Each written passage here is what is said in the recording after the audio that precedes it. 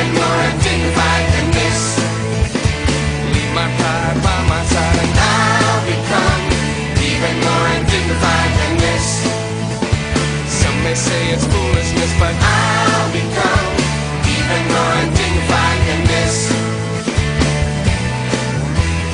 Na na na na na, na na na na, na na na na, na na na na, na na na na, na na na na, na na na na, na na na.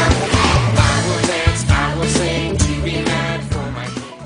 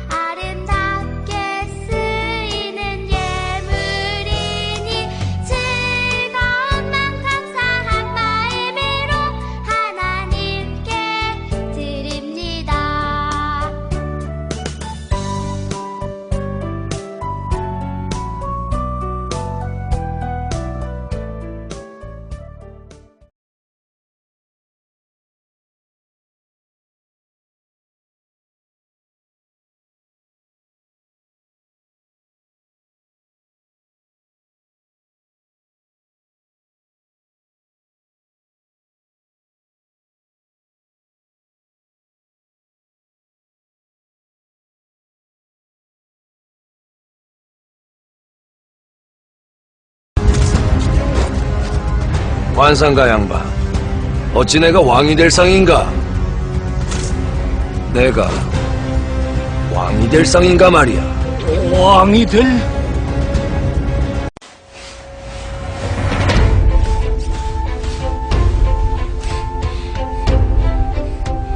전도사 양반 4월 12일은 계란 삶아 먹는 부화날유.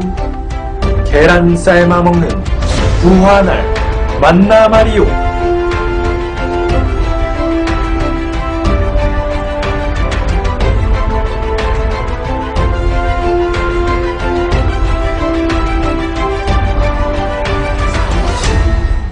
부활절입니다. 부활절?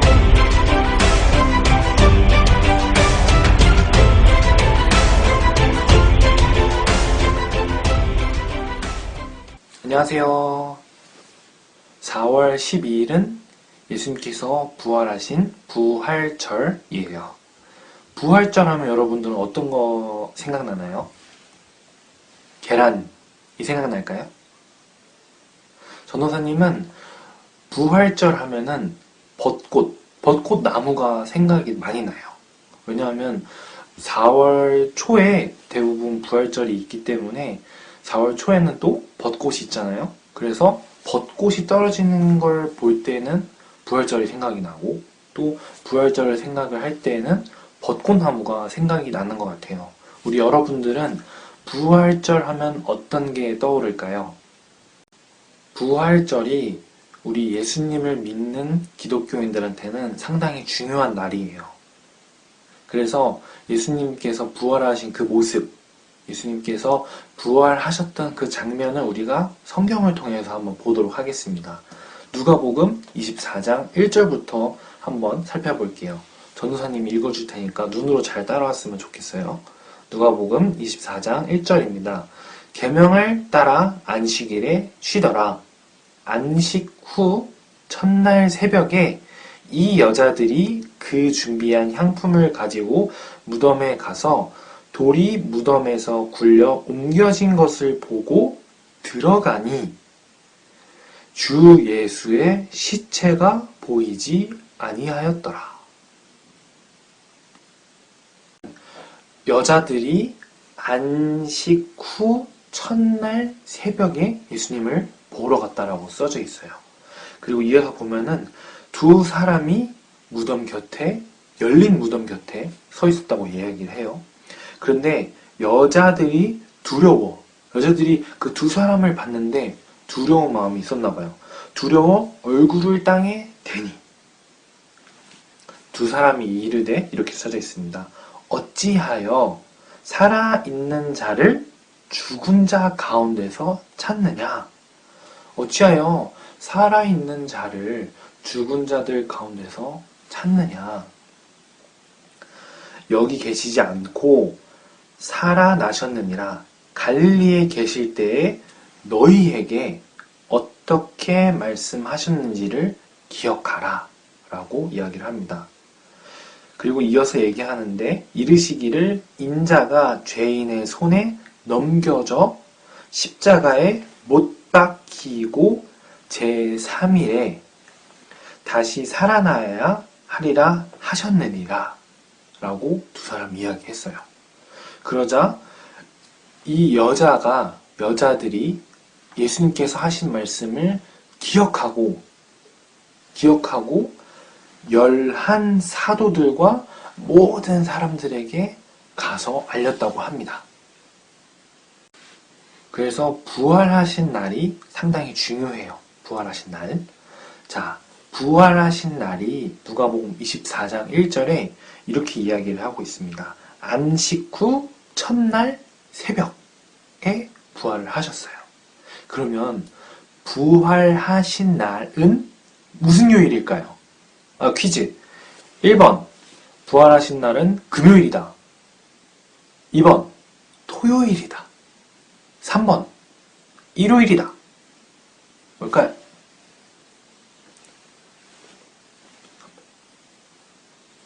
정답은 3번 일요일이에요. 안식 후 첫날 새벽은 일요일. 일요일에 예수님께서 부활하신 날이에요. 그럼 하나 더 생각할 수 있는 거는 안식일은 토요일이었구나를 생각도 해볼 수도 있는 거죠. 자, 예수님께서 일요일에 부활을 하셨어요. 그래서 예수님께서 부활하신 그 일요일에 우리가 모여서 찬양하고 또 말씀을 읽으면서 하느님의 시간들이 어땠는지, 또 예수님은 쟤네들과 어떤 이야기를 나눴는지를 우리가 다시 한번 말씀을 통하여서 배워보는 것이에요. 그래서 부활절이 중요하고 또 주일이 상당히 중요한 날인 거죠. 자, 그러면 우리가 부활절과 주일에 대해서 잠깐 생각을 해봤다면 이번에는 나와 예수님의 부활이 무슨 상관이 있는지를 전도사님이 쉽게 설명해 줄게요. 자, 여기 흰색 펜이 하나 있습니다. 흰색 펜이 사람이라고 쳐요. 그리고 여기 보라색 펜은 예수님이에요. 예수님. 그리고 여기에 엉켜있는 풀기 어려운 이어폰은 죄라고 한다면 사람이 예수님을 믿는 사람이 하나님을 믿는 사람이 죄를 지었어요. 그리고 또 죄를 갖고 태어나기도 했죠. 이렇게 사람이 죄를 가지고 살아가요. 이거 막 어떻게 막 죄를 떨어뜨리려고 해도 떨어지지가 않네요. 그런데 이 죄는 우리가 동물한테 혹은 자기 자신을 대신해서 희생을 할 수 있는 존재에게 죄를 넘길 수 있어요. 그래서 예수님께서 오셨죠. 이 예수님은 모든 사람들의 죄를, 모든 믿는 사람들의 죄를 탁 이렇게 대신 짊어지셨어요. 자, 그러면 이제 이 사람에겐 죄가 있어요, 없어요? 없는 거예요. 하지만 예수님에게는 죄가 있죠. 자, 예수님께서 이 죄를 짊어지시고 우리를 대신해서 죽으셨어요. 자, 이렇게 되면 사람은 죄가 있는 거예요, 없는 거예요? 죄가 없죠. 그리고 예수님도 안 계시게 되는 거예요. 사람 혼자만 있으면 사람은 또 죄를 짓게 된단 말이에요. 하지만 예수님께서 죄의 가장 큰 무기인 사망으로부터 부활하셔서, 사망으로부터 이겨내어 부활하셔서 예수님은 다시 우리에게 오셨어요. 그래서 사람은 예수님의 이름으로 기도하고 예수님의 이름으로 살아갈 때에 예수님과 사람과 예수님 둘 다 죄가 없이 살아갈 수 있는 거예요. 그래서 예수님의 부활이 상당히 중요해요. 첫 번째는 사람의 죄를 없애셨어요.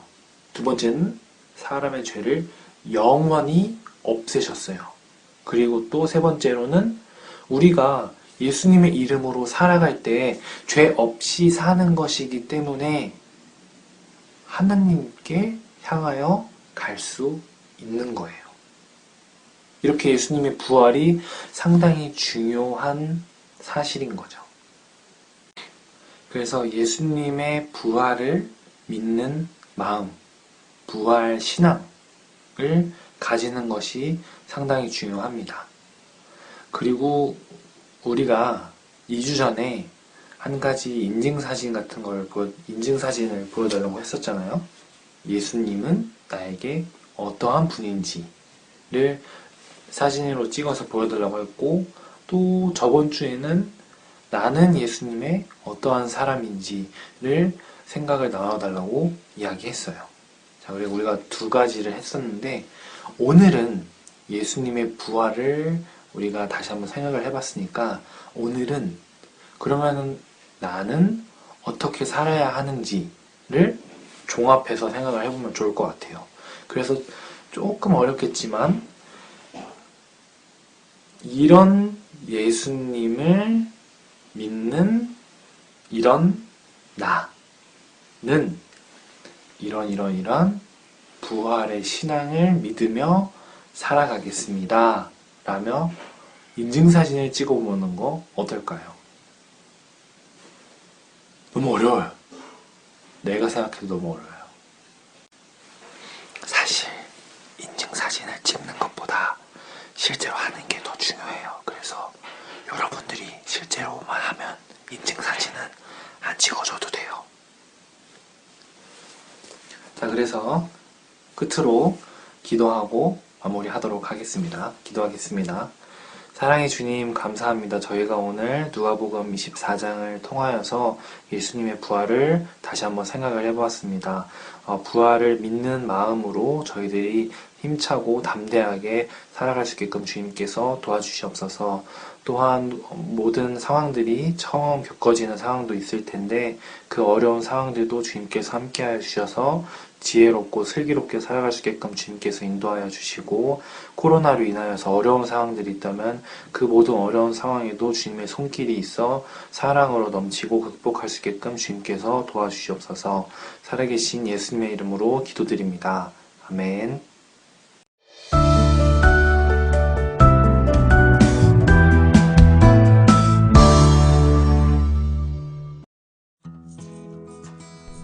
안식 후 첫날 새벽, 예수님을 따르던 여인들은 향품을 들고 예수님이 모셔진 돌무덤으로 갔어요. 그런데 이상한 일이 벌어져 있었어요. 분명 꽁꽁 닫혀 있어야 하는 무덤 문이 열려 있고 무덤 안은 텅 비어 있었어요. 여인들이 걱정하고 있을 때에 두 사람이 갑자기 나타났어요. 이 사람들은 하나님의 천사들이었어요. 그들은 이렇게 말했어요. 어찌하여 살아있는 자를 죽은 자 가운데서 찾느냐? 여기 계시지 않고 살아나셨느니라. 죽은 줄로만 알았던 예수님께서 다시 살아나신 것이었어요. 무거운 돌도, 예수님을 죽이려고 했던 사람들의 악한 생각도, 로마 군인들의 창칼도, 그리고 그 뒤에서 보이지 않게 예수님과 맞섰던 죄와 죽음의 힘도 예수님께서 다시 살아나시는 것을 막지 못했어요. 예수님은 모든 죄와 죽음을 이기셨어요. 부활하신 예수님을 찬양해요. 할렐루야!